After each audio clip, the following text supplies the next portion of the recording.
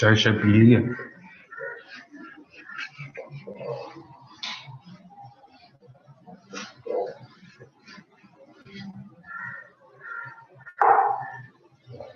Okay.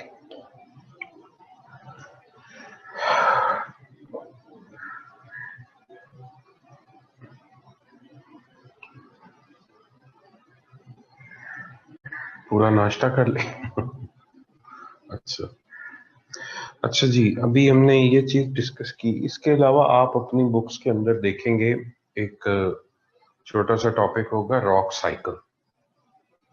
Rock cycle simple है, जितना मैंने ये आपको डिटेल में बता दिया है, या प्लेट टेक्टोनिक्स जिस तरह से आपने किसी भी एक रॉक से शुरू करें तो एंड उसी रॉक पे आके हो सकता है। फॉर एग्जांपल, अगर आप इग्नियस रॉक से स्टार्ट करेंगे तो इग्नियस रॉक्स क्या है, वोल्केनिज्म की सूरत में बनती है। जब वोल्केनिक एक्टिविटी होती है तो इग्नियस रॉक्स बनती है, फिर वही इग्नियस रॉक्स टूट फूट का शिकार होती है, उनकी वेदरिंग होती है पानी के थ्रू, हवा के थ्रू, यानी पानी के थ्रू, फिर वो अल्टीमेटली मैरीन लाइफ यानी ओशंस तक पहुंचती, मैरीन इन्वायरमेंट में जाती।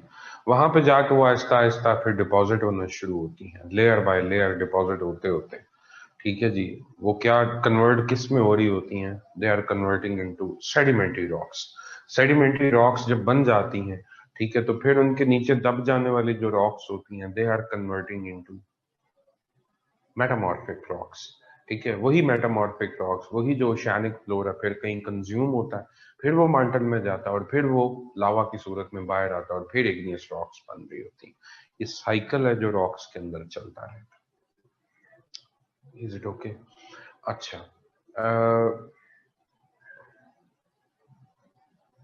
इसके बाद प्लेट टेक्टोनिक्स जब आपने डिटेल में पढ़ ली है और बाकी चीजें अर्थ से रिलेटेड काफी पढ़ ली हैं, तो अगला टॉपिक है डिजास्टर्स का, डिजास्टर मैनेजमेंट। ठीक है, जिसमें अर्थक्वेक्स आते हैं, जिसमें वोल्कनिज्म आता है, जिसमें सुनामीज आती हैं, फ्लड्स, ड्रॉट्स, एवलांचेस। ठीक है जी, cyclones, tornadoes, peoples party and MQM. हाँ जी, ठीक, सारे ही आते हैं। पीटीआई भी आती है, नून लीग भी आती है। अच्छा, ये जरा बताएं कि ये क्या होता है, हैजर्ड किसको कहते हैं?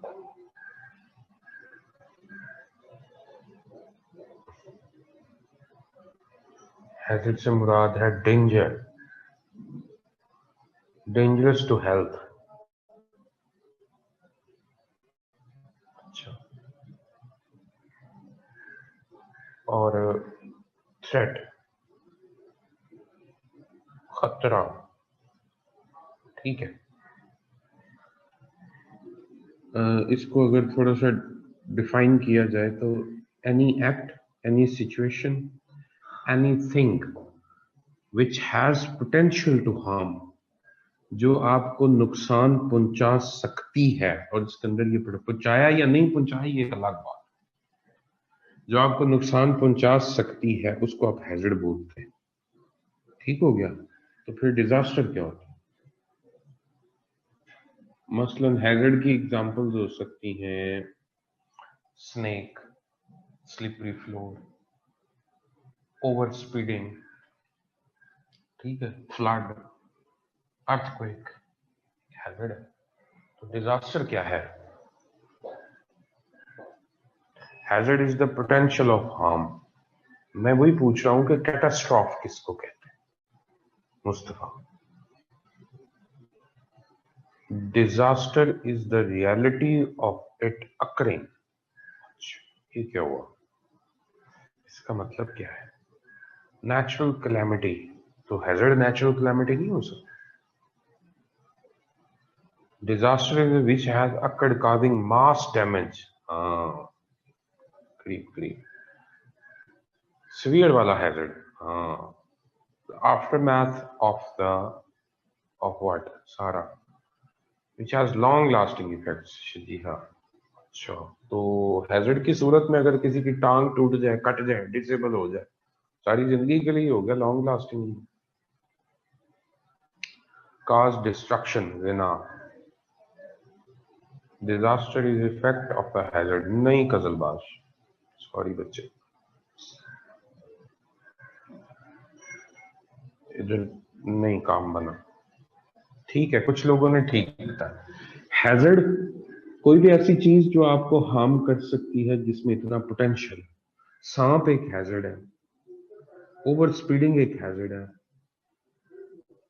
इलेक्ट्रिसिटी एक हैजर्ड है, शॉक लग सकता है, शॉर्ट सर्किट होना एक हैजर्ड है, बहुत सारा डैमेज। डिजास्टर हैजर्ड ही है, लेकिन इसका स्केल बहुत बड़ा हो जाता है जब कोई ऐसा डिजास्टर हैजर्ड जिसके आउटकम्स इस लेवल पे हों कि उससे सोसाइटी खुद से ना निमट सके। ठीक है जी, गवर्नमेंट को, सिविल सोसाइटीज को, एनजीओ को, बाकी ओवरऑल बाकी लोगों को रोल प्ले करना पड़े इफेक्टेड लोगों को रिकवर करवाने के लिए, उनको वापस उसी पोजीशन में लाने के लिए। मास स्केल पे जो डैमेज होता है, मसलन डेंगी हैजर्ड तो था ही, लेकिन एक डिजास्टर बन गया। कोविड, कोरोना वायरस इस वक्त जो स्प्रेड हुआ, हैजर्ड तो था ही, लेकिन अब डिजास्टर बन चुका है।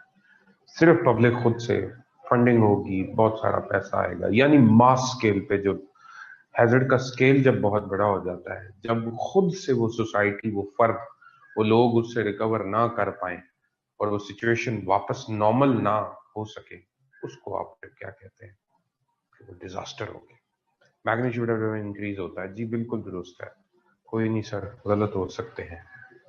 हाँ ठीक है। Effect whole society and community, जी बिल्कुल, अब ठीक है, ओके हो गया। अच्छा, तो फिर ये रिस्क क्या होता है?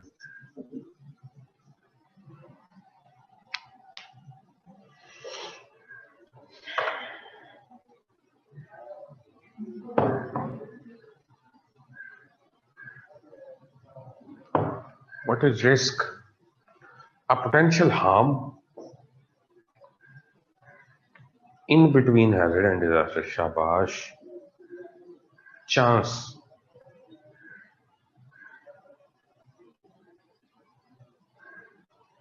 करीब करीब। Probability of occurring 50%। Variability of something, probability of hazard, ना जी ना। Possibility of something bad happening, possibility या प्रोबेबिलिटी, अनसर्टेनिटी, ठीक है। 50% आंसर्स ठीक है। इम्पैक्ट ऑफ डिजास्टर, हाँ ये ज्यादा करीब है। महक, वल्नरेबिलिटी, ये भी ठीक है। Probability of something answer. अच्छा, अब इसको यूं समझें, रिस्क से मुराद है कि किसी चीज के होने के चांसेस कितने हैं, लाइकलीहुड, और उसकी सिवेरिटी कितनी होगी।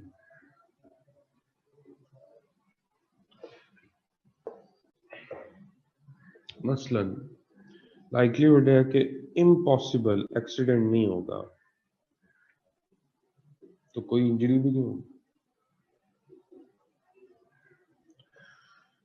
उसके बाद है, ये पहला लेवल है इसका, ये भी इसका पहला लेवल है। दूसरा लेवल क्या है? पॉसिबल, हो सकता है माइनर इंजरी हो। तीसरा लेवल क्या हो सकता है? प्रोबेबल, काफी चांसेस है। मेजर इंजरी या हॉस्पिटलाइज्ड हो सकता है बंदा।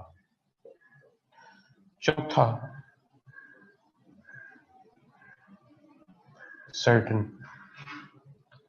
होने के चांसेस कितने हैं और उसकी सेवेरिटी कितनी होगी, उससे नुकसान कितना होगा। ठीक है, डिसेबिलिटी हो सकती है। पांचवा, अनअवॉइडेबल, आना ही आना है। इधर हो सकता है कि डेथ्स के लेवल तक बात जा चुकी है। नाउ अगर आप अनअवॉइडेबल पे खड़े हैं, आपको पता फ्लड आना ही आना है, तो उस फ्लड से हो सकता है कि आप जो डैमेज है आपका सिवियरिटी वो भी 5 पे खड़ी हो, तो आप 25 पे हैं इस वक्त। 5 इंटू 5 25। आपने रिस्क की ब्रैकेट्स बनाई हुई हैं, 1 से लेके 10 तक लो रिस्क है, अच्छा जी, और 10 से लेके 20 तक मीडियम है, 20 से लेके 30 तक हाई रिस्क है। आप इस वक्त हाई रिस्क ब्रैकेट में हैं। So risk is what? Basically risk is the computation of likelihood and severity. ठीक है जी। और ये मैंने वैसे एग्जाम्पल आपको लिखवाई है आपकी अंडरस्टैंडिंग के लिए, ये कोई कोट नहीं करनी है। रिस्क असेसमेंट चार्ट है ये, डिफरेंट डिजास्टर्स, डिफरेंट हैजर्ड्स के अगेंस्ट डिफरेंट पैरामीटर्स के रिस्क असेसमेंट चार्ट्स बनते हैं। और आप किसी चीज के होने से पहले, फ्लड के लिए और होगा, हीट वेव के लिए और होगा, ड्रॉट के लिए और होगा, साइक्लोन के लिए और होगा, रिस्क को आप असेस करते हैं। रिस्क है क्या कि कोई चीज, किसी चीज के होने के चांसेस कितने हैं, और उसकी अगर होगी तो उसकी क्या क्या स्वेरिटीज हो सकती हैं। इन चीजों की असेसमेंट को हम रिस्क बोलते हैं। It's the computation of likelihood and severity. अच्छा, यानी आउटकम है बेसिकली। आउटकम यानी इंपैक्ट है, यहां पे किसी ने लिखा, किसका? हैजर्ड का या डिजास्टर का? हैजर्ड छोटे लेवल पे है, डिजास्टर बड़े लेवल पे है। कि अगर कोई हैजर्ड या डिजास्टर होता है तो उसका इंपैक्ट किस लेवल तक हो सकता है, उस इंपैक्ट को मेजर करना, ये रिस्क असेसमेंट कहलाता है। और वो इंपैक्ट एक्चुअली जो है वो रिस्क है। अच्छा,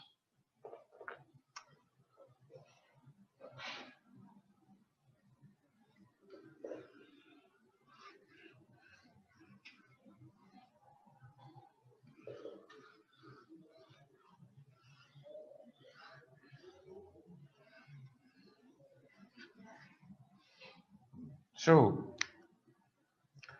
रिस्क असेसमेंट अगर आपने प्रॉपर की हुई है फ्लड की पहले से, तो आपको पता होगा कि हमें किन किन चीजों की जरूरत है, कितना पानी आ रहा है, कितना एरिया इफेक्ट होगा, ठीक, कितने लोग उसमें मर सकते हैं। अब इसकी ब्रैकेट के पीछे, यानी कि इस रिस्क असेसमेंट चार्ट के पीछे पूरा एक नॉलेज है, पूरे पैरामीटर्स। आप प्रॉपर रिस्क असेसमेंट कर लें, आपकी प्रॉपर तैयारी होगी, तो आप जो आपका डैमेज है, ठीक है जी, जो इम्पैक्ट है उसको रिड्यूस करने के लिए तमाम मेजर्स ले सकते हैं। ठीक हो गया? कितनी बोट्स चाहिए, कितने हॉस्पिटल में बेड्स चाहिए, कितनी मेडिसिन चाहिए, कितनी खुराक चाहिए, कितने टेंट्स चाहिए, कितने मॉस्किटो नेट्स चाहिए, कितनी एंटी वेनम किट्स चाहिए, ठीक है जी, कितने लोग फंसेंगे, कितनी फसलें तबाह हो, कितने जानवर जो हैं वो भूखे मर सकते हैं। उन तमाम चीजों को कवर करने के लिए आप तैयारी करते हैं। ठीक हो गया?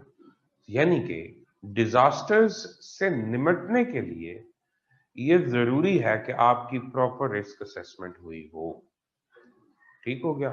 आपने प्रॉपर रिस्क असेसमेंट अगर की हुई होगी तो आप उसके जो डैमेजेस हैं उनसे बचने के लिए प्रॉपर तैयारी कर सकते हैं।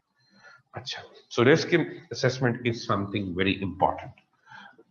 अगली बात कि अगर किसी जगह पे डिजास्टर मैनेजमेंट का साइकिल क्या होता है, इसको डिस्कस करें। अगर किसी जगह पे कोई डिजास्टर होता है,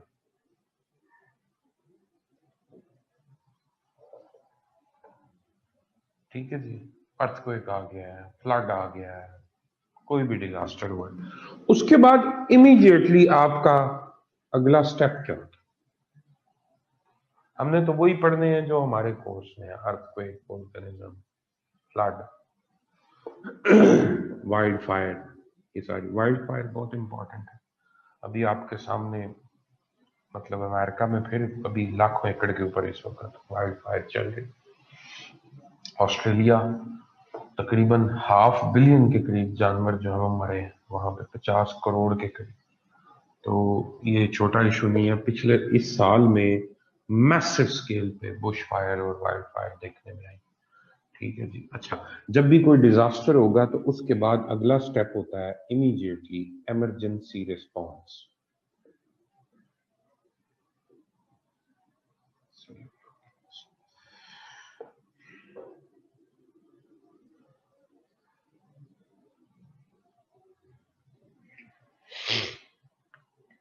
इमरजेंसी रिस्पॉन्स जो है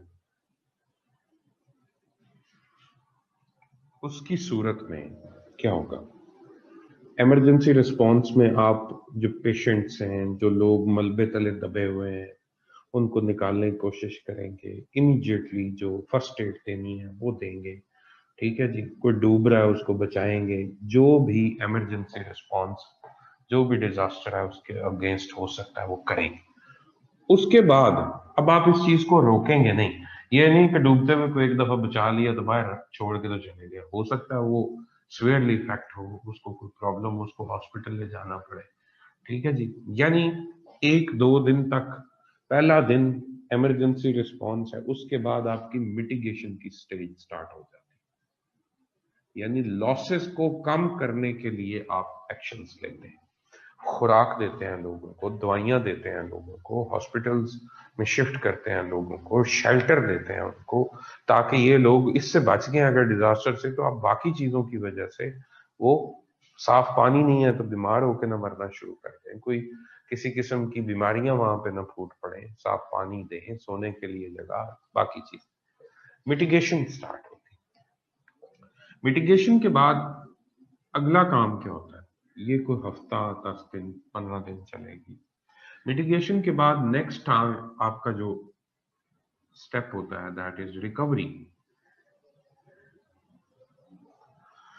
रिकवरी फेज में आप लोगों को रिकवर करवाते हैं और उनको वापस उस पोजीशन में लेके आते हैं जिसमें वो पहले थे।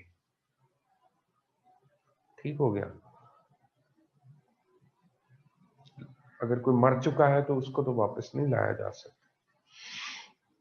लेकिन टूटे हुए घर बनाए जा सकते हैं, टूटी हुई सड़कें तामीर की जा सकती हैं, उनके स्कूल्स दोबारा बनाए जा सकते हैं, मस्जिदें, इबादत गाहें, ठीक है जी, ये चीजें दोबारा बनाई जा सकती हैं, हॉस्पिटल्स दोबारा बनाए जा सकते हैं। ठीक है जी। फसलों के लिए सब्सिडीज दी जा सकती हैं ताकि वो वापस इकोनॉमिक एक्टिविटीज को स्टार्ट कर सकें।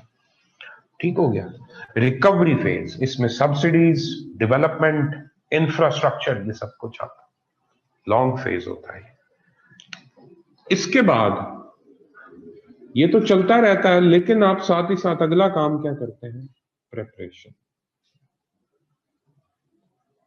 Preparation of what? Preparation for the next one, खुदा न खास्ता।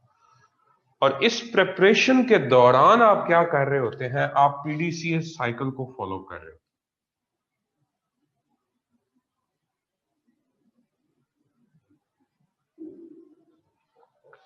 Plan, do, check, act. आप जिंदगी में भी यही करते हैं। आपने प्लान किया कि मैंने सीएसएस करना है, उसके लिए मुझे फलां एकेडमी में जाना है, टाइम वेस्ट ना हो, मैं ऑनलाइन पढ़ लूंगा, इतने फंड्स मुझे चाहिए, वो सारा कुछ मैनेज करके now you are in the phase of do. अभी आप कर रहे हैं, पैसे दे के क्लासेस ले रहे हैं, सारा कुछ कर रहे हैं। इसके बाद आप चेक फेज में भी हैं, at the same time audit भी कर रहे हैं, देख भी रहे हैं मेरी कहाँ कहाँ पे खामियां रह रही हैं, लूप होल्स मेरे किधर किधर हैं। आप इसको साथ साथ अपनी खामियों को, कमियों को, जिस तरफ से भी आए, चाहे वो इंस्टीट्यूट की तरफ से आए या आपकी तरफ से आए, उनको, उनके ऊपर करेक्टिव मेजर्स लेंगे, उनको ठीक करवाने की कोशिश करेंगे, खुद से अपने आप को ठीक करने की कोशिश करेंगे और फिर से एक्ट करेंगे। ये जिंदगी की हर स्टेज में होता है। प्रिपरेशन में भी आप यही करेंगे। आप देखेंगे प्लानिंग में कहाँ गलती रही, कौन सी चीजें हमारे पास कम थी, क्या हमारे पास स्किल्ड लेबर नहीं थी, तैराक नहीं थे, कश्तियां नहीं थी, दवाइयां नहीं थी। ठीक है जी। मिटिगेशन में लॉसेस को रिड्यूस करने के लिए एफर्ट्स की जाती है। आप पहले दिन लोगों को बचा के तो चुप करके बैठ जाएं और उनको टेंट ना दें वहां रहने के लिए, सर्दी हो शदीद तो लोग मरेंगे नहीं, घर उनके गिर गए हों। A for act, act, ACT। Mustafa, is it okay?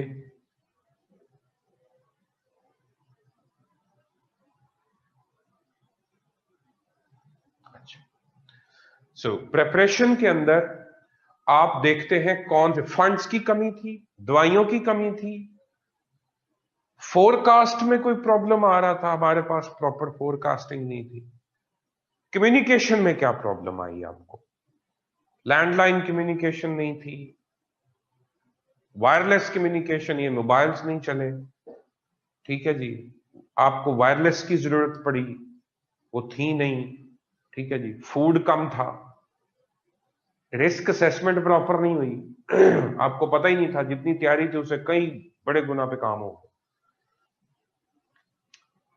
इसके अंदर फिर वो तमाम पैरामीटर्स, यानी ये पूरा ऑडिट का फेज है और नेक्स्ट की तैयारी की जाती है फिजिबिलिटी को सामने रखते हुए कि किस तरह से खुदा न खास्ता अगर दोबारा होता है तो हमने उसके लिए तैयार कैसे रहना है। लाहौर में, ठीक है जी, आप स्मॉग की तैयारी करेंगे, कराची में हीट वेव की तैयारी करेंगे, अर्बन फ्लड की तैयारी करेंगे, ठीक है जी, इसी तरह आप हिली एरियाज के अंदर अर्थक्वेक की तैयारी करेंगे, कोस्टल एरियाज के अंदर साइक्लोन की तैयारी करेंगे, ठीक हो गया। तो बाकी शहरों में और बाकी जगहों पे अगर कोई डिजीज आई हुई है उसकी तैयारी हर जगह पे, ठीक है। सो डिपेंड्स कौन सी चीज किधर हो सकती, उस लिहाज से उन एरियाज में फोकस करके तो उस लिहाज से उस डिजास्टर के अगेंस्ट प्रिपरेशन की जाती है। इस सारे काम को पहले कोई भी नहीं देखता था पाकिस्तान में। मैं एक मिनट जरा बैठ जाऊं, मैं शदीद थक गया हूं। तो आपसे डिजास्टर मैनेजमेंट की थोड़ी सी हिस्ट्री डिस्कस करनी। डिजास्टर मैनेजमेंट की हिस्ट्री पाकिस्तान में बहुत पैथेटिक है। आप लोगों की इत्तला के लिए अर्ज है, पाकिस्तान बनने से पहले पाकिस्तान में फ्लड्स आते थे, यानी बांग्लादेश हर साल जो है वो फ्लड होता नहीं। Act Agha Farhan Ali Qizilbash act do से कोई डिफरेंट नहीं है, ठीक है जी, सेम चीजें ही हैं, नाम का ही फर्क है बेसिकली। आप पहले जो काम कर रहे थे उसमें जब आपने चेकिंग की तो फिर से दोबारा आप डू ही कर रहे हैं बेसिकली, कोई ऐसा चीज में कोई डिफरेंस नहीं है, नाम का ही फर्क है, ठीक हो गया। उसमें कोई डांस करके एक्ट थोड़े करना होता, सही है। अच्छा जी, हिस्ट्री ऑफ डिजास्टर मैनेजमेंट अगर आप पाकिस्तान में देखें, पाकिस्तान बनने से पहले 1935 में अर्थक्वेक आया, चमन फॉल्ट मैंने आपको बताया, कोयटा वाला, 50,000 लोग मरे उस वक्त 1935। कुछ भी नहीं किया गया, गोरे थे तब, कुछ नहीं हुआ। एनुअल फ्लडिंग होती थी बांग्लादेश में, पाकिस्तान बनने के बाद तक चलती रही, कुछ नहीं हुआ। पाकिस्तान को वाटर क्राइसिस का सामना था, हम ड्रॉट की तरफ बढ़े, कुछ भी नहीं हुआ, ठीक है जी। कोई अथॉरिटी, पाकिस्तान में फ्लड्स आते थे, 92 का फ्लड बहुत बड़ा फ्लड था, 2005 के अर्थक्वेक तक सूरत हाल जो है वो यूं समझे कैसे ही चल रही थी। असेंबलीज में बहस होती थी कि डिजास्टर मैनेजमेंट के ऊपर काम करना चाहिए, वो 5-10 दिन गुजरे, वो बात पुरानी हुई, खत्म, ठीक है।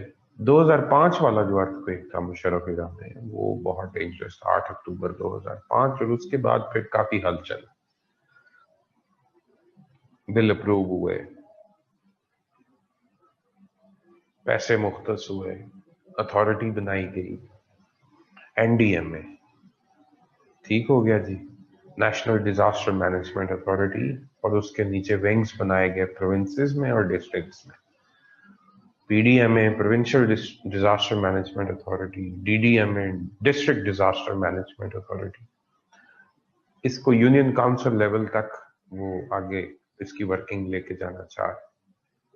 ये एक अलग बात है कि उसके ऊपर एतराजात क्या हैं, वहां पे करप्शन होती है नहीं होती, उसमें पैसा खाया जाता है नहीं खाया जाता, लेकिन इसमें काम शुरू हुआ 2005 के बाद।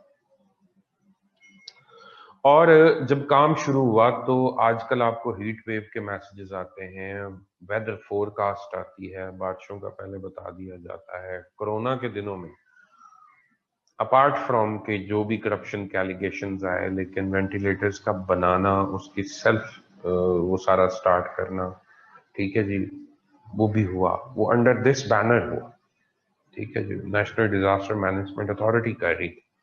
हीट वेव्स के अगेंस्ट कराची वालों को इंटीमेट करना, तैयारी करना, पहले से बताना कि ये हो सकता है, टेम्परेचर वेरिएशन है, फायदा है, ठीक है जी। उसके बाद डेंगी के अंदर एक रोल प्ले किया है इन्होंने। डेंगी को हमने डिजास्टर्स डिफरेंट आए पाकिस्तान की, अभी जो डिजास्टर्स को मैनेज करने की अल्लाह की तरफ से भी काफी हेल्प है, और हमारा कुछ ढीठ इम्यून सिस्टम भी इसमें काफी हेल्पफुल, ठीक है जी। तो यूं समझें कि डेंगी अच्छे तरीके से मैनेज हुआ, कोरोना जैसे तैसे भी मैनेज हुआ या नहीं हुआ सवाल है, पीटीआई वाले गुस्सा ना कीजिएगा, लेकिन गुडविल आपकी बन गई ओवरऑल, पूरी दुनिया में मैनेज हुआ, ठीक हो गया। अच्छा, हीट वेव कराची में आई, मैनेज हुई उसके बाद। सो काम है, ऐसा नहीं है कि बिल्कुल काम नहीं है। सो बिल्कुल जो क्लीन चिट देना है वो भी ठीक नहीं है, लेकिन बिल्कुल इतराज करी जाना ये भी ठीक नहीं है, काम है। लेकिन at the same time national disaster management authority को चैलेंजेस भी हैं। चैलेंजेस क्या क्या है? एक तो करप्शन का चैलेंज है, इस दफा बहुत बड़े बड़े एलिगेशंस आए कि जनाब एक कोरोना पेशेंट के ऊपर इतने पैसे कैसे लग सकते हैं, ये भी बातें सुनने को आई कि ये पैसा बनाया जा रहा है। डेंगी में भी सुना पैसा बनाया गया मुख्तलिफ जगहों पे जनाब, 12। और ये भी एतराज आता है कि प्रेपरेशन उस लेवल की नहीं होती जिस तरह की होनी चाहिए। फंड्स का इशू है, फंड्स कम है। स्किल्ड लेबर का मसला, ये बहस है, इस पे सवाल आ सकता है, ठीक है जी। चैलेंजेस टू डिजास्टर मैनेजमेंट, क्योंकि डिजास्टर्स आ रहे हैं इसलिए इसकी हिस्ट्री पूछ सकता है, इसके चैलेंजेस पूछ सकता है, डिजास्टर मैनेजमेंट साइकिल पूछ सकता है, ठीक हो गया जी। अच्छा, फंड्स का मसला, करप्शन का मसला, स्किल्ड लेबर का मसला, प्रॉपर रिस्क असेसर्स नहीं है आपके पास, risk assessment, proper environmental risk assessment उस तरह से नहीं पढ़ाई जाती पाकिस्तान में। बहुत फ्लॉज होते हैं उसके अंदर, जो हमारी रिस्क असेसमेंट होती है मोस्ट ऑफ द टाइम वो ठीक साबित नहीं होती। अच्छा, कभी बहुत एग्जैजरेट कर दिया जाता है, कभी नीचे होती है बहुत ज्यादा। रिस्क असेसमेंट जो है उसके एक्सपर्ट्स नहीं है। पॉलिटिकल इंटरफेरेंस है, हमने बंद तोड़ना है चनाब का लेफ्ट वाला तो राइट वाला तोड़वा दिया जाता। 18 हजारी झंग में ये हो चुका है फ्लड के दौरान, और तोड़वाया इसलिए जाता है कि दूसरी तरफ किसी बड़े पॉलिटिशियन की जमीन होती, ठीक हो गया। अच्छा, सो पॉलिटिकल इंटरफेरेंस है, कॉम्पिटेंस के मसले हैं, टेक्निकल कॉम्पिटेंस का बड़ा मसला है। मसलन इंजीनियर्स जो हैं उनके यहाँ प्रॉब्लम्स हैं बहुत सारे प्रोजेक्ट्स के अंदर, ठीक है, प्रॉब्लम्स देखने में आए डिजाइन के अंदर। सो ये चैलेंजेस हैं, अगर ये दूर हो जाएं, फंड्स दिए जाएं, बाहर से कोई अच्छे रिस्क असेसमेंट के लोग, या हमारी यूनिवर्सिटीज में अच्छे तरीके से इसको पढ़ाया जाए, तो ये पाकिस्तान एनवायरमेंटली काफी एक यूं समझें कि डेंजर जोन के अंदर लाया करता है, अर्थक्वेक्स के हवाले से, हीट वेव के हवाले से, साइक्लोन के हवाले से, ठीक है जी, अर्बन फ्लडिंग के हवाले से। अल्लाह आपको भला करे। तो ये है डिजास्टर मैनेजमेंट, उसके चैलेंजेस।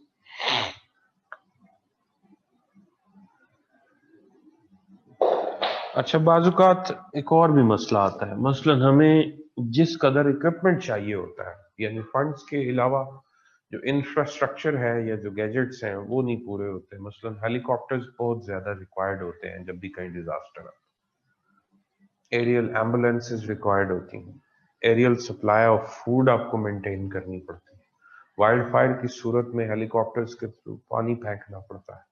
सो बहुत एक्सपेंसिव इक्विपमेंट्स हैं, वो हमारे पास नहीं। Is there no disaster management wing in Sindh? क्यों नहीं है, है भाई। अब उनका काम नहीं है वो एक अलग बात है, मैं नहीं उस पर कुछ कह सकता। ये अथॉरिटी पूरे पाकिस्तान में मौजूद है।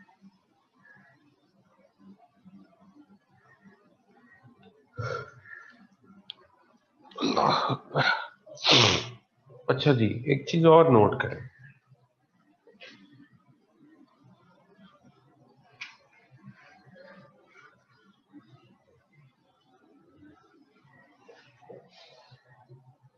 जब भी किसी जगह पे कोई डिजास्टर आता है, सपोज कोई अर्थक्वेक आया, कोई वोल्केनिज्म हुआ, वाइल्ड फायर हुई है, साइक्लोन आया, टॉर्नेडो आया,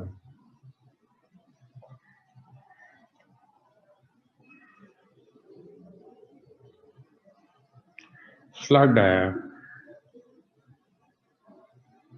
ड्रॉट आया, तो एक चीज और जहन में रखिएगा इससे पहले कि मैं इनको स्टार्ट करूं। एक होता है कंट्रोल मेजर्स, यानी कि आपने इन चीजों को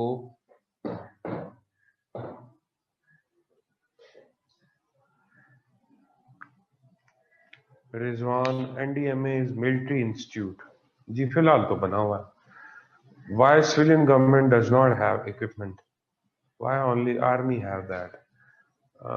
बच्चे नो कमेंट्स।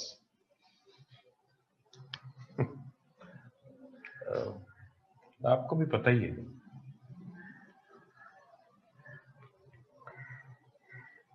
दोनों तरफ से प्रॉब्लम्स हैं। एक विंग ये चाहता है कि ये डेवलप ना हो, और दूसरा विंग भी यही चाहता है कि हम डेवलप ना हो। हम डेवलप होना जब भी शुरू करते हैं, कोई एक विंग जैसे डेवलप होना शुरू करता है, दूसरी तरफ से हथौड़ा लग जाता है। वो चाहते हैं कि हम डेवलप ही ना हो ताकि हथौड़ा ही ना लगे, जैसे कैसे बेवकूफ चाहिए बस वैसे चलते हैं। तो ये बहस और तरफ निकल जाएगी, बस इतना समझा देता हूँ आपको कि पॉलिटिकल इंस्टीट्यूशंस, डेमोक्रेसी या इदारों का चलते रहना, इसके अंदर ही आप इवॉल्व करते हैं, ग्रो करते हैं। कोई इनके अंदर किसी किस्म के इन्वेंशन, अपना इनकलाब नहीं आते होते, और इनकलाब मोस्टली कौमों को हजम भी नहीं होता, ये भी मैं आपको बता दूं। एवोल्यूशन के प्रोसेस से आगे बढ़ना ज्यादा बेहतर होता है। आ गया हुआ इनकलाब, आप आजाद हो चुके हैं, अब आपने अपनी हरकतें ठीक करनी बस, ठीक है। अब उसके लिए एक पूरी आपको तरबियत की जरूरत है, आपके इंस्टीट्यूशंस को रोल प्ले करना पड़ेगा, आर्मी को उसके नाखून लेने पड़ेंगे, खौफ की फिजा खत्म करें, लोगों को थोड़ा आज़ादी दें, इंटरफेरेंस कम करें, माहौल ठीक होना शुरू हो जाएगा। और लोगों को एजुकेट करें थ्रू मीडिया, उनको सेंस दें कि उनके हाथ में है सारी डोर, वो हर 4 साल बाद 5 साल बाद इनका एहतसाब कर सकते हैं। एग्जैक्टली भारत वापस आई। अगर इन डिजास्टर्स को आपने कंट्रोल करना है, यानी इनके अगेंस्ट आपने कंट्रोल मेजर्स के, आप कौन कौन सी पॉलिसीज अडॉप्ट करके इनसे, इनके नुकसानात से बच सकते हैं, उसकी एक हायरार्की होती है, ठीक है जी। कंट्रोल मेजर्स में पहला काम आप ये सोचते हैं कि इलिमिनेट किया जाए।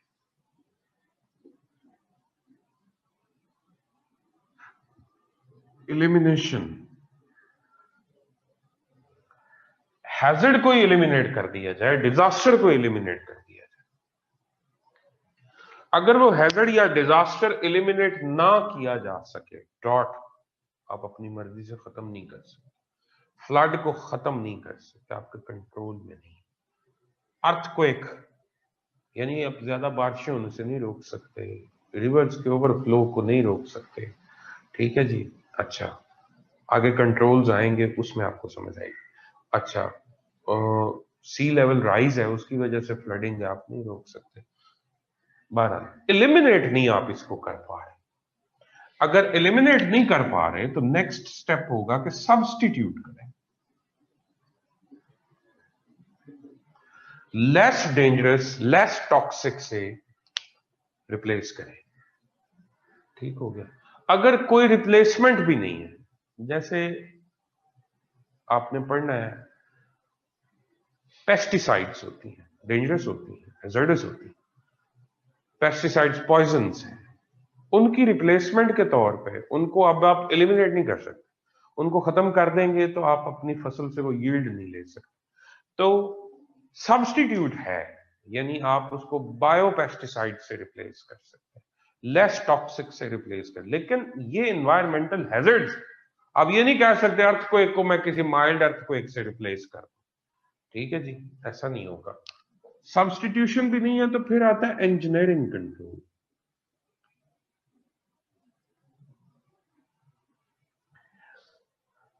अब आपने अपने दरिया बचाने हैं, पानी तो ज्यादा आएगा ही आएगा, तो डैम्स बनाने। ठीक है, उस सूरत में आप ज्यादा पानी या फ्लड वाला पानी आने से तो नहीं रोक सकते, लेकिन उसको स्टोर कर सकते, उसके नुकसानात से बचते, अपने बंद पक्के करें, बैराजेस की कैपेसिटी बढ़ाएं। ठीक हो गया। अच्छा, एक तो ये काम, नहरें निकाल लें, इंजीनियरिंग अप्लाई करें। अच्छा जी, अगर कहीं पे इंजीनियरिंग भी काम ना करे, मसलन आपकी कोई दवाई कोई चीज कोरोना पे काम नहीं कर रही थी, तो फिर आपने क्या किया, एडमिनिस्ट्रेटिव कंट्रोल, एडमिनिस्ट्रेशन। एडमिनिस्ट्रेशन में आप क्या करते हैं, आप एसओपीज बनाते हैं, आप लॉज बनाते हैं। ठीक है जी, लेजिस्लेशन करते हैं, कोई बंदा मास्क के बगैर नहीं निकलेगा। आपको पता है कि अर्थक्वेक के जोन में लोगों ने घर बनाए हुए हैं, तो आप ये लेजिस्लेशन करेंगे कि बेसमेंट जो है वो इस तरह की होगी, घर में जो सरिया इस्तेमाल होगा वो इस तरह का होगा, मल्टी स्टोरी बिल्डिंग्स नहीं होगी। यानी ये जो बायलॉज बन रहे हैं under the banner of LDA, CDA, capital development authority, Lahore development authority, ये सारे कोरोना के दिनों में आपने एडमिनिस्ट्रेटिव मेजर्स लिए, इतने लोग इकट्ठे नहीं होंगे, कोई गैदरिंग नहीं होगी, मास्क पहनना जरूरी होगा, हैंड सैनिटाइजर यूज करें, तमाम ऑफिसेज बंद कर दें, स्कूल बंद कर दें, ये सारा क्या था, एडमिनिस्ट्रेटिव कंट्रोल। उसके बाद जब ये सारा कुछ फेल हो जाता है तो एक चीज रह जाती है, उसको आप बोलते हैं कि अपने आप को सेफ करो, personal safety, that is called PPEs, personal protective equipments.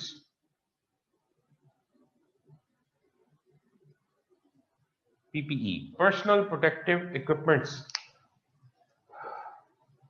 ये मास्क वगैरह जो है ये पीपीई में ही आता है, यानी आपने एडमिनिस्ट्रेटिव ये एसओपी बनाया कि पीपीई पहने, ग्लव्स पहने, मास्क पहन के निकले, mask, helmet, gloves, aprons, shoes, goggles, ये सारा कुछ क्या है, सेफ्टी है, आपकी अपनी personal safety. Scuba, self contained breathing apparatus, आपने एक वो सिलेंडर कैरी किया होता है और मास्क लगाया होता है और उससे आप सांस ले रहे होते हैं।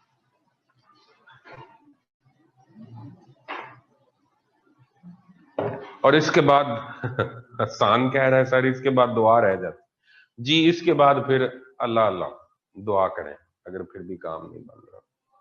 ये मुख्तलिफ सिचुएशंस में अप्लाई होने वाली अप्रोचेस हैं, आपने भी यही अप्लाई करनी, और ये जिंदगी में भी आप ऐसे ही अप्लाई करते हैं।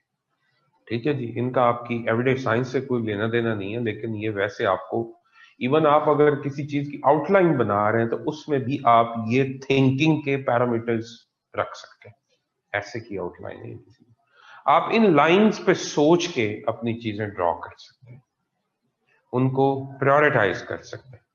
मोहम्मद अहमद कह रहा है कफन परचेज करना रह गया, फिर इसके बाद हाँ, कफन परचेज करके रखें, ये भी एक लॉ होना चाहिए कि सारे अपना अपना कफन रखें, गवर्नमेंट नहीं दे सकती, कब्र अपनी अपनी खुदवा के रखें। ठीक है जी, और जन्नत के टिकट अपने अपने मौलवी से ले लें जाके। डेथ इंश्योरेंस, ये तो अच्छी बात है ना, ये तो सियानी बात है। ठीक है, तो अपने अपने फिरके के मुताबिक अपनी अपनी जन्नत के जाके सर्टिफिकेट ले आए, क्योंकि बाकी सब ने तो दूसरों के पास जाएंगे, वो तो आपको जन्नत में भेजेंगे। तो आप कोशिश करें कि आप अपने फिका के जो मौलवी साहब हैं उनसे जाके आप अपनी जो है वो जन्नत की पर्ची वसूल कर लें। टाइमो टाइम थोड़े पैसे लगेंगे, मिल जाएगी। ठीक है जी। तो वो लेके तो आप आ जाएं, अल्लाह अल्लाह खैर सलाह। और फिर मौलाना से कहें कि दुआ करें हम जल्दी जन्नत में जाएं। ये दुआ नहीं करवाएगा कोई।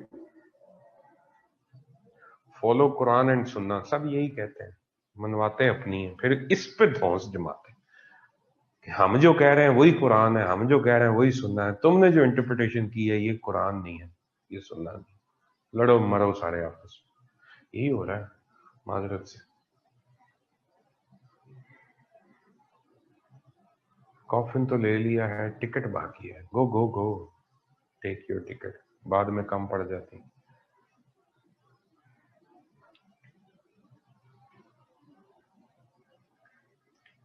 दुरुस्त है बच्चे, आप जो बातें कर रहे हैं ना वो अच्छी बातें। हल यही है। मैं कोई ये नहीं कि आपकी बात के ऊपर कोई टॉन्ट कर रहा हूँ। टॉन्ट तो मैं उनको कर रहा हूँ जो ये हरकतें करते हैं। ठीक है, आपकी बात से मैं एग्री कर रहा हूँ। खुद से पढ़ें और लोगों के बारे में अच्छा सोचें। ये मत सोचें, जो ये सोचता है ना मैं नहीं जन्नत में जाना, बाकियों नहीं जाना, उसको दिमागी इलाज की जरूरत है, वो तो बिल्कुल नहीं जाएगा। जो ये सोचता है ना कि या अल्लाह ये सारे चले जाए, चलो इसी बहाने मेरी भी बात बन जाए, खैर हो जाएगी, ठीक हो गया।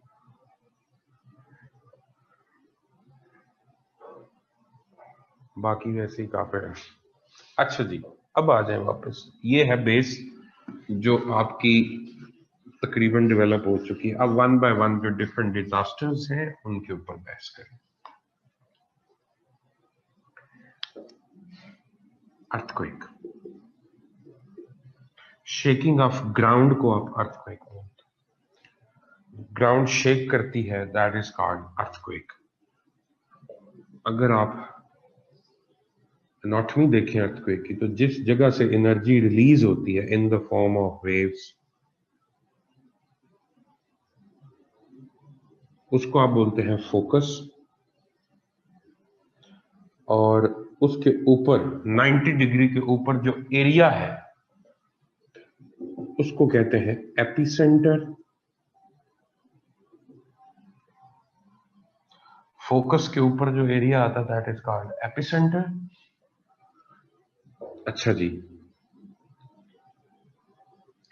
इसके बाद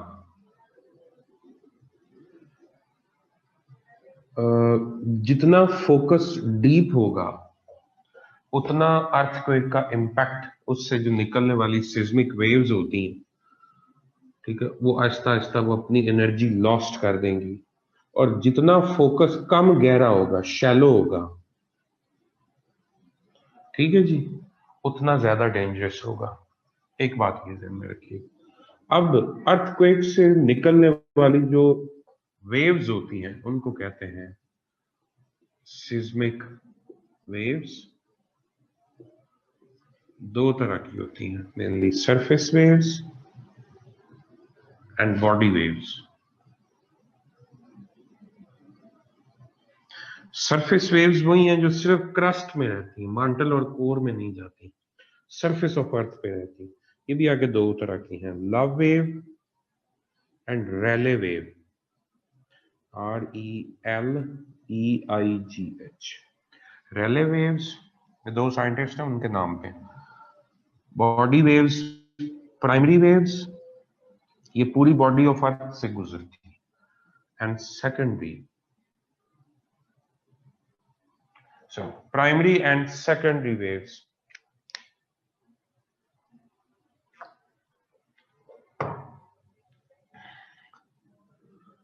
अच्छा,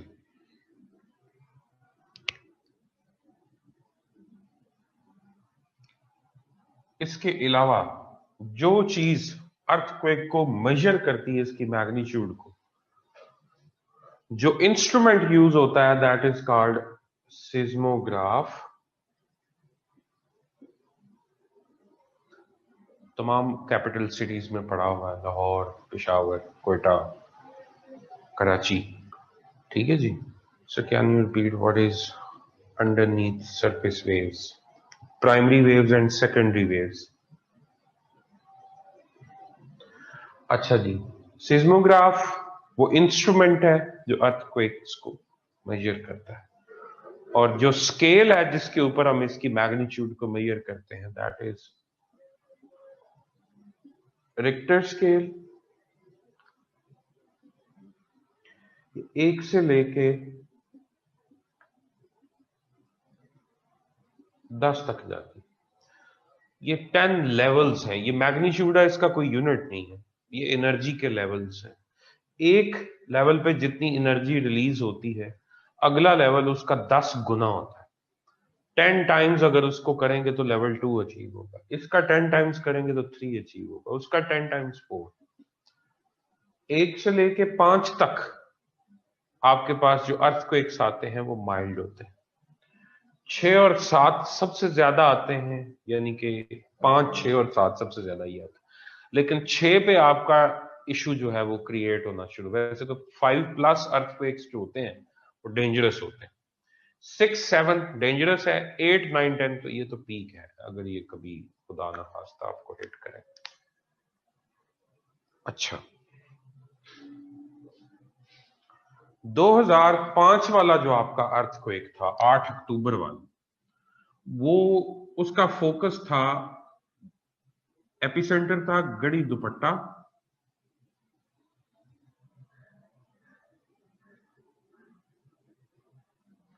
गड़ी दुपट्टा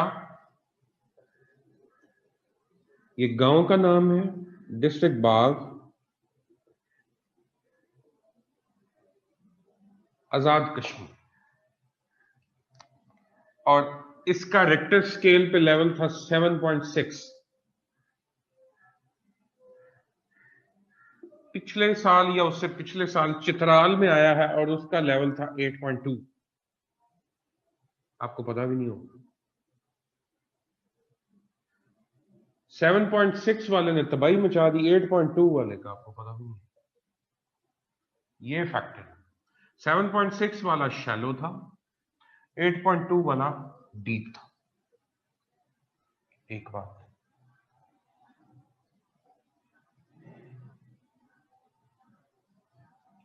दुनिया में सबसे ज्यादा जो अर्थक्वेक्स आते हैं,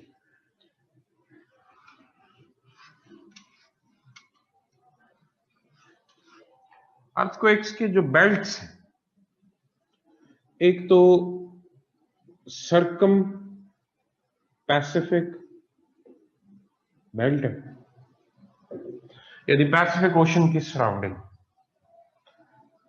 दूसरा बेल्ट है टर्की, टर्की से आगे ईरान, अफगानिस्तान,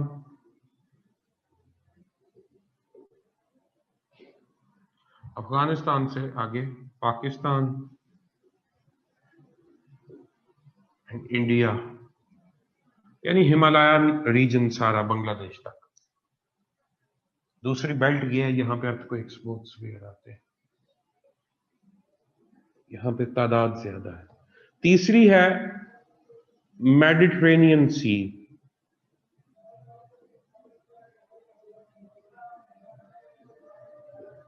मेडिटेरेनियन सी की सराउंडिंग में अर्थक्वेक ज्यादा आता है।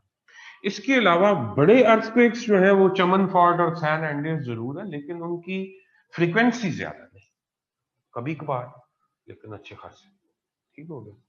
लेकिन मेजर जो बेल्ट्स हैं जहां पे अर्थक्वेक्स ज्यादा आते हैं वो ये वाले हैं। अच्छा,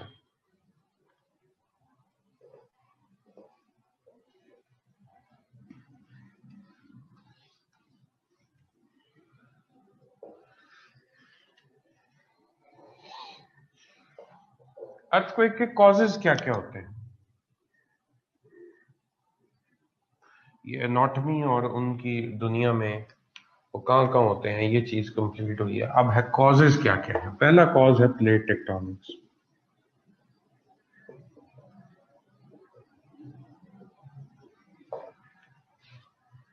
ठीक हो गया जी। प्लेट टेक्टोनिक्स जहां पे होगी वहां पे अर्थक्वेक्स ज्यादा आएंगे, यानी सीवियर अर्थक्वेक्स किधर आएंगे? कन्वर्जेंट मार्जिन के ऊपर।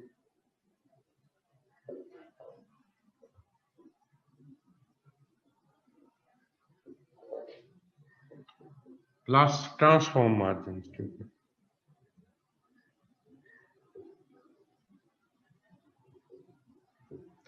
और सीवियर के बाद जो माइल्ड या लो लेवल माइल्ड अर्थक्वेक्स जो हैं वो डाइवर्जेंट मार्जिन के ऊपर आते हैं।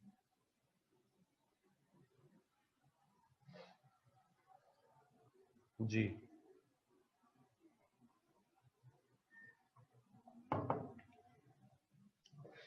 ओके हो गया।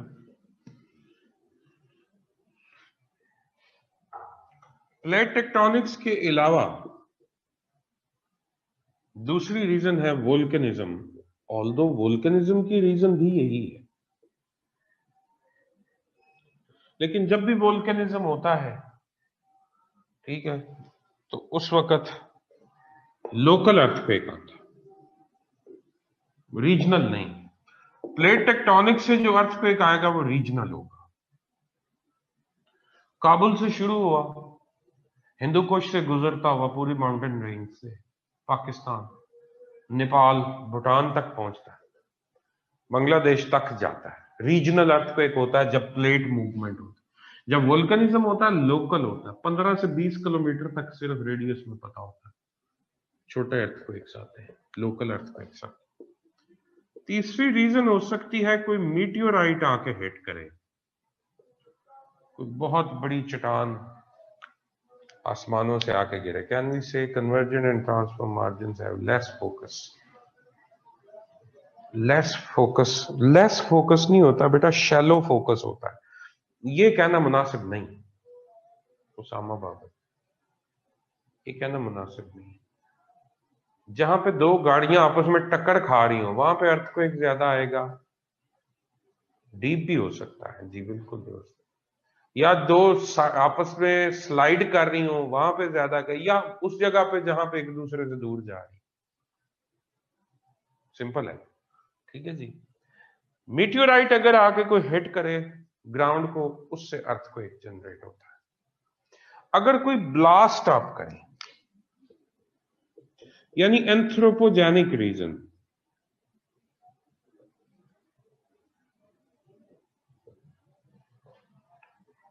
मैन मेड रीजन, उसमें क्या हो सकता है? कोई ब्लास्ट हो सकता है, प्लस हार्प टेक्नोलॉजी अमेरिकन ने शुरू की हुई थी, हार्प प्रोग्राम था HARP, और ये आर्टिफिशियल अर्थक्वेक्स जनरेट करवाते थे रीजनल लेवल पे, रेजोनेंस को इस्तेमाल करके 7.6 लेवल तक का अर्थक्वेक इन्होंने जनरेट करवाया। यानी मैन मेड रीजंस हो सकती है। जब आप पेट्रोलियम की कंपनीज जो होती हैं, ऑयल एंड गैस की कंपनीज, जब उन्होंने सर्च करना होता है ऑयल एंड गैस, तो ये उन एरियाज में जाकर आर्टिफिशियल हैमरिंग कर सकते हैं। जी बिल्कुल Shahryar Imran, you are right, ये अब डिसफंक्शनल है। उनका कहना ये है डिसफंक्शनल है, लेकिन अंडर कवर शायद चल रहा हो, यकीन नहीं किया जा सकता।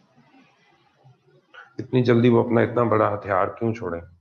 इवन 2004 वाला जो स्मार्टरा का सुनामी था, उसके पीछे भी यही था कि ये हाफ की वजह से, और इन्होंने एक्सपेरिमेंट किया। हमारे पास है ना हार्प का वर्जन, सुल्तान रही शान।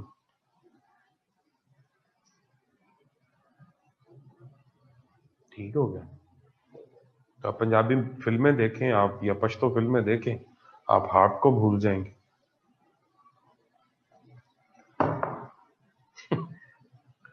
अब खुश हो?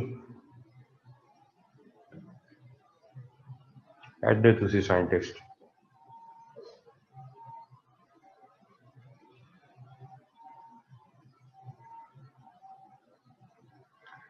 दोनों की हो सकती है अहमद शाह, बच्चे क्यों नहीं हो सकती? न्यूक्लियर की भी हो सकती है, मैनमेड है, उसकी भी हो सकती है। नेचुरल की भी और मैनमेड की, दोनों की हो सकती है रिस्क असेसमेंट, कोई जरूरी नहीं है। ओके हो गया। अच्छा जी, इसके अलावा एक और चीज होती है, उसको बोलते हैं पर्कुलेशन ऑफ वाटर।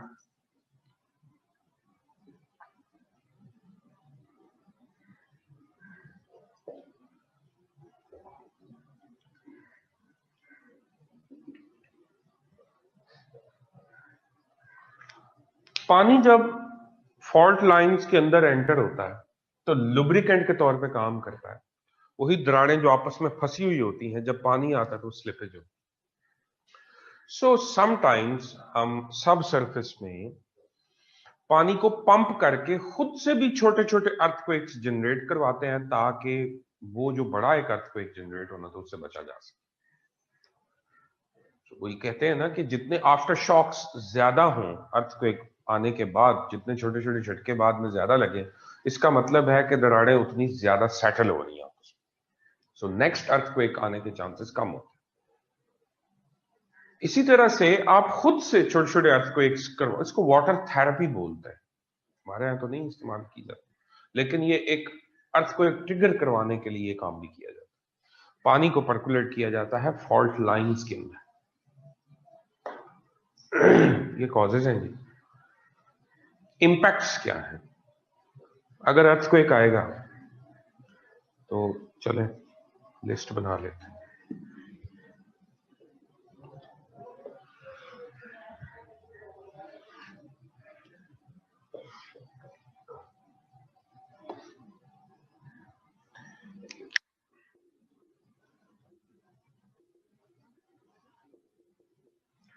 इफेक्ट्स क्या है? आपकी जितना इंफ्रास्ट्रक्चर है वो डैमेज हो सकता है। इंफ्रास्ट्रक्चर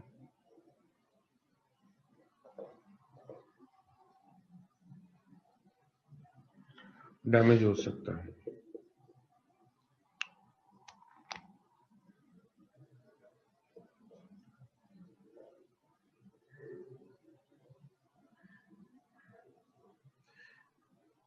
घर गिर सकते हैं, पुल टूट सकते हैं, रोड्स टूट सकती हैं, आपकी जो कनेक्टिविटी है वो खत्म हो सकती है, कम्युनिकेशन के इश्यूज आ सकते हैं।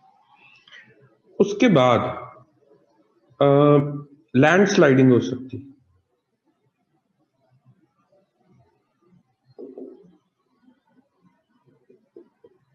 डेथ्स हो सकती,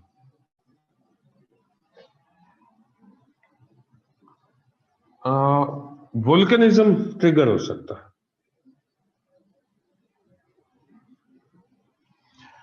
एवलांच आ सकती है,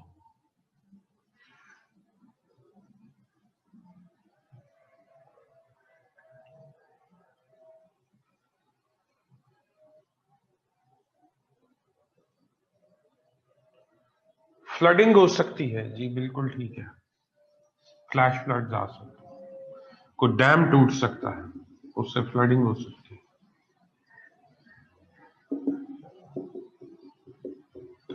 वाइल्ड फायर हो सकती है, पत्थर आपस में रगड़ खाएं उससे बच्चे। जो आप ऊपर पूछ रहे हैं ना मोहम्मद अहमद, मैं ये अर्ज कर रहा हूं 2005 वाला अर्थक्वेक था, 2004 वाला नहीं था। 2005 वाला अर्थक्वेक इसलिए सीवियर था कि वो ज्यादा गहरा नहीं था, जहां से एनर्जी रिलीज हुई थी, जहां पे टेक्टोनिक मूवमेंट हुई थी, कश्मीर फॉल्ट के लॉन्ग हुई थी। ठीक है जी, वो दराड़ उसका नाम कश्मीर फॉल्ट है। तो मजीद आपको थोड़ा सा समझा देता हूं कि पाकिस्तान जब इंडियन प्लेट आके यूरेशियन से टकराई है, तो इसके टकराने के बाद ये जगह जगह जगह जगह से क्रैक हुई। तो उन बड़ी बड़ी दरारों को हम फॉल्ट लाइंस बोलते हैं या थ्रस्ट्स बोलते हैं। Main Karakoram thrust, main mantle thrust, main central thrust, ये बड़े बड़े थ्रस्ट हैं, बड़ी बड़ी दरारें हैं पाकिस्तान। वैसे पूरा पाकिस्तान सिस्मिक जोन में लाई करता है, यानी सारा पाकिस्तान टूटा हुआ है, फ्रैक्चर्ड है, किसी भी जगह से अर्थक्वेक जनरेट हो सकता है। ठीक है, लेकिन पाकिस्तान को 13 डिफरेंट सिस्मिक जोन्स में डिवाइड किया गया। अब उनमें से 4 सीवियर सिस्मिक जोन्स हैं। नॉर्थ ऑफ पाकिस्तान, लिख लो, northern areas, north west, west and south, southern areas. ये पाकिस्तान की यूं ब्रैकेट चलती है।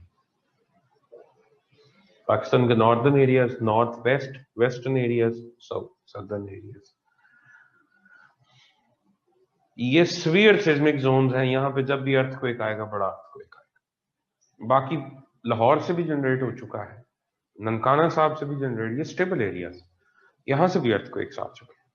ठीक हो गया। अच्छा, वाइल्ड फायर हो सकती है।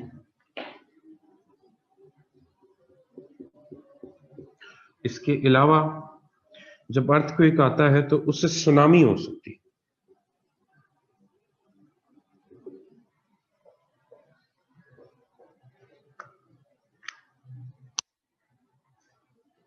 ओके हो गया।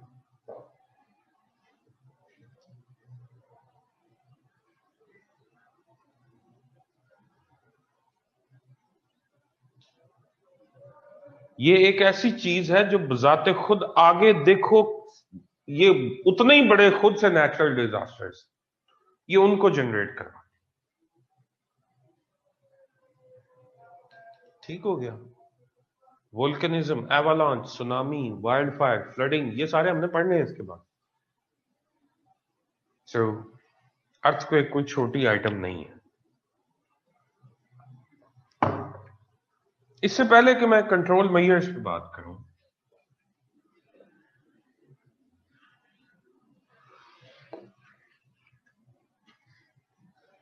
क्या अर्थक्वेक्स को प्रिडिक्ट किया जा सकता है?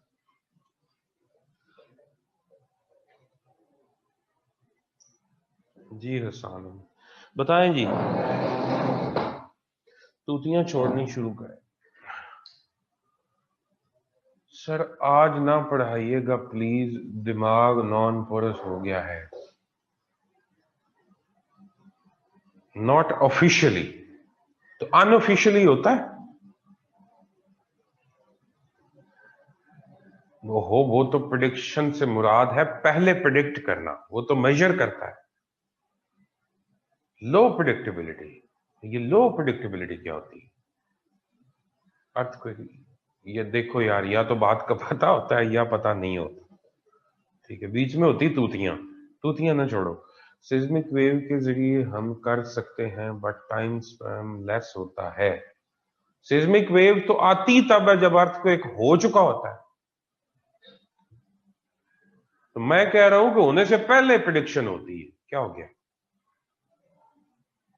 सिस्मिक वेव्स को तो हम बड़े अच्छे तरीके से रिकॉर्ड करते हैं और उसकी सारी रीडिंग्स भी लेते हैं। प्लेट मूवमेंट ग्राफ और समथिंग, ग्रेविटेशनल वेव है, we can't, know it can not be predicted. ठीक है। Can only calculate probability that a significant earthquake will occur in certain number of years। जी बिल्कुल ठीक है जायदा Farooq sir, it can not be predicted. शुक्र है जी उस्मान साहब। ओनली प्रोबेबिलिटी, हाँ जी अब ठीक है। अर्थक्वेक दुनिया में सबसे ज्यादा जापान में आते हैं। जापानीज के लिए ये बहुत बड़ा मसला है, और एडवांस टेक्नोलॉजी, उनका डिजास्टर मैनेजमेंट का डिपार्टमेंट दुनिया के मजबूत तरीन डिपार्टमेंट्स में से बड़े से, वो हर साल सुनामीज देखते हैं, साइक्लोन्स देखते हैं, यानी टाइफून कहते हैं वहां पे साइक्लोन को, अर्थक्वेक्स देखते हैं। ये उनका कॉमन है, ये चलता रहता है। हर हफ्ते जापान कांप रहा होता, ये रूटीन है वहां पे। वो इन चीजों को फेस करते हैं, और सुनामीज के सूरत में आने वाला फ्लड जो होता है और उसके जो डैमेजेस होते हैं उनको वो कवर भी कर रहे होते हैं। They are trying their level best to dig into the mantle. Pacific ocean के अंदर वो मांटल तक ड्रिलिंग करके ये नोट डाउन करना चाहते हैं कि नीचे कौन कौन सी फोर्सेस हैं और वो किस तरह से एक्ट करती, ताकि वो ये देख सकें कि उन फोर्सेस की वजह से अल्लाह आपका भला करे, जो मिनरल स्ट्रक्चर होता है उसके ऊपर कोई स्ट्रेस या स्ट्रेन जो उसमें डेवलप होता है, बिगाड़ आता है, उसकी थ्रेशोल्ड बेयर करके कोई 5 मिनट 10 मिनट पहले ही बता सके कि अर्थक्वेक आने वाला है, थ्रेशोल्ड अचीव हो चुकी है, अभी तक वो इसमें कामयाब नहीं हो रहे। हम अर्थक्वेक को प्रिडिक्ट नहीं कर सकते। एक बात जो आपको बातें कंफ्यूज करती हैं, ये चूहे बिल्लियां कुत्ते जो हैं वो पहले मूव करना शुरू कर देते हैं, वो अर्थक्वेक आने के बाद उसकी वेव्स को सुनते हैं। वो वेव्स हमारी ऑडिबल रेंज से उनकी साउंड बाहर होती है, हम नहीं सुन सकते, इसलिए वो रिएक्शन दे रहे होते हैं उसके बाद। वो आने के बाद का रिएक्शन है, पहले का नहीं। अर्थक्वेक अभी तक प्रिडिक्ट नहीं होते। हाँ, ये जरूर बता दिया जाता है कि ये सिस्मिक जोन है और इस सिस्मिक जोन में जो है वो किसी भी वक्त अर्थक्वेक आ सकता है, किसी भी वक्त।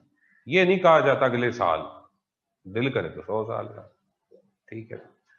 लेकिन ये पता होता है कि चमन फॉल्ट जैसे आपको पता है एक्टिव है, कश्मीर सीवियर सिस्मिक जोन है, किसी भी वक्त कोई भी एक्टिविटी हो सकती है। इस तरह से हम इसकी जो है वो लिमिटेशंस ड्रॉ करते हैं। अब अर्थक्वेक से बचने के लिए क्या किया जा सकता है? देखिए जी, अर्थक्वेक को एलिमिनेट हम नहीं कर सकते, सब्स्टिट्यूशन इसकी नहीं है, इंजीनियरिंग अप्लाई हो सकती है काफी हद तक। मसलन आप अपनी बिल्डिंग ऐसी बनाएं कि वो शॉक्स को एब्जॉर्ब करें, मल्टी स्टोरी बिल्डिंग्स ना बनाएं, सिंगल स्टोरी बिल्डिंग्स बनाएं, मटेरियल ऐसा बनाएं वो गिर भी पड़े तो बंदा उसके नीचे आके मरे नहीं, यानी वुड इस्तेमाल करें, प्लास्टिक शीट्स इस्तेमाल करें।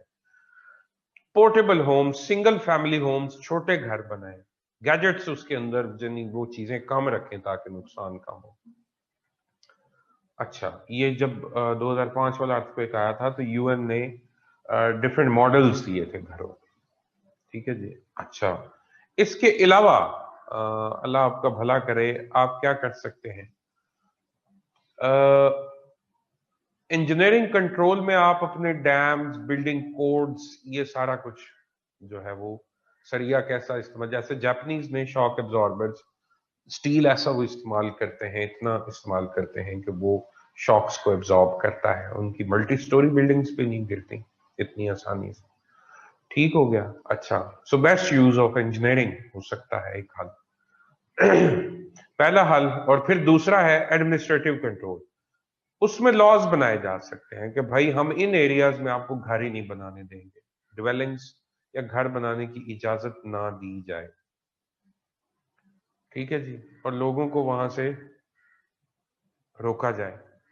ठीक हो गया। अच्छा, इसके बाद आप प्रेपरेशन करते हैं। प्रेपरेशन में आप क्या करते हैं कि खुदा न खास्ता अगर अर्थक्वेक हो जाए तो आप उसके लॉसेस को कैसे रिड्यूस करना। आपकी तैयारी होनी चाहिए हिली एरियाज के अंदर, सीवियर सिस्मिक जोन्स के अंदर अर्थक्वेक की तैयारी होनी चाहिए। आपके पास ऐसे मशीनरी मौजूद होनी चाहिए, अगर घर गिरे तो इमीडिएटली आप मलबे के नीचे से लोगों को निकाल सकें। इमीडिएट रिस्पांस देने के लिए एरियल सप्लाई मौजूद होनी चाहिए, अगर रोड्स टूट गए हैं, ब्रिज टूट गए हैं तो आप वहां पे जा सकते, लोगों को एरियली लिफ्ट कर सकें, एरियली फूड दे सकें, उनके पास आप हेलीकॉप्टर्स के थ्रू मेडिसिन भिजवा सकें, टेंट्स फेंक सकें, पानी खाना पीना भेज सकें ताकि वो सरवाइव कर सकें।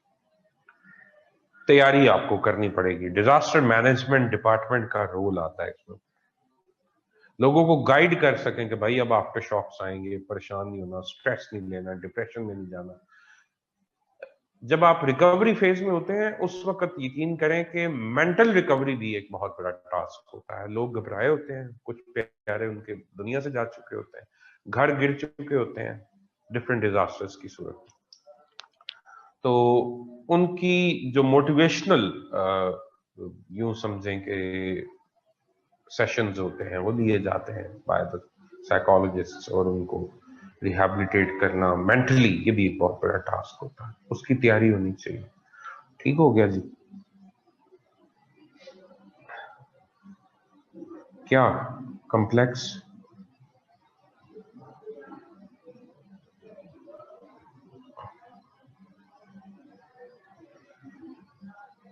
ओके हो गया जी।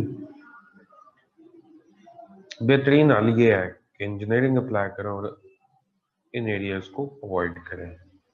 इनफ फॉर द डे मेरी तरफ से ओके है। आपका कोई सवाल है तो पूछ लें, नहीं तो इजाजत दें।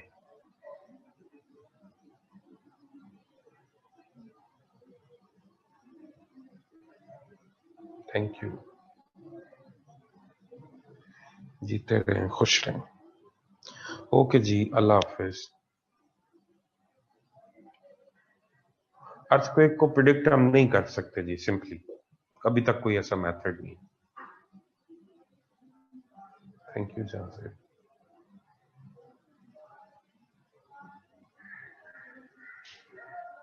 ओके जी।